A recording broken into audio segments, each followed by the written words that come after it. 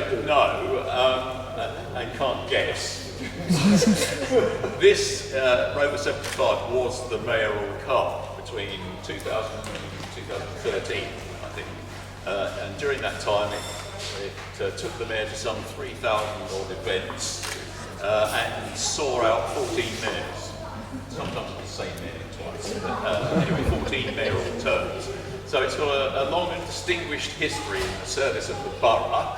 And when it was due for replacement, the council very kindly agreed to donate it to the museum. It is not a vintage car, of course, as you're well enough aware, but one day it will be, and this was probably the last of the decent Rovers ever to be made. And so we were very pleased to have it, because it's of great local significance. And I'm going to ask the current Mayor, Ambrevio, to hand over the keys to the chairman and myself against the flash of photography. I would like to say it's really a great pleasure for the Dover Town Council to be passing this car on. It was a unanimous decision when it was put to us, and to see it in place with the model gives us an awful lot of pleasure. Thank you very much.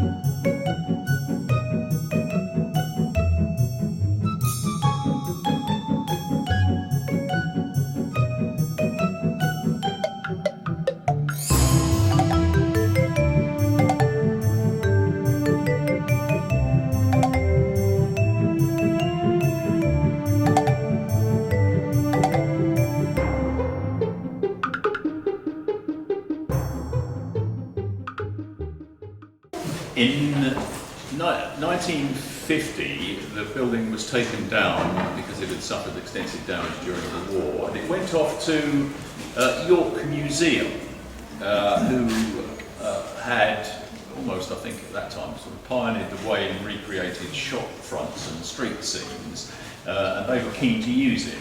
Well, they pinched the doorway and then put the rest of it in store, and 60 years later asked us if we'd like it back.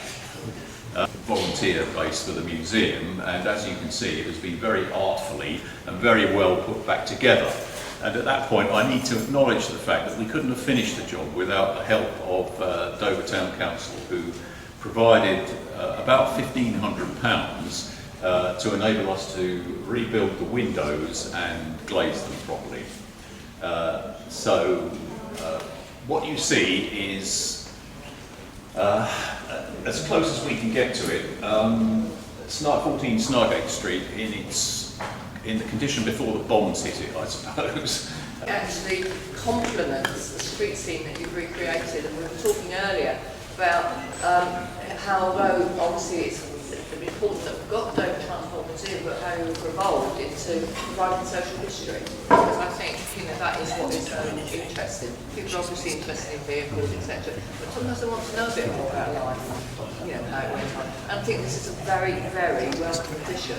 I only saw it a few weeks ago, and it's actually progressed an awful lot in those few weeks. The windows are dressed, etc. And I think it's absolutely wonderful. And I'd like to reiterate what you said, what's on the poster. Through the hard work, dedication and generous support, it's now been restored almost to its former glory. So I do hope we will continue to see the Transport Museum going from strength to strength. I know you've got great plans. Okay, so I haven't got a ribbon, so you're just going to have to pretend I'm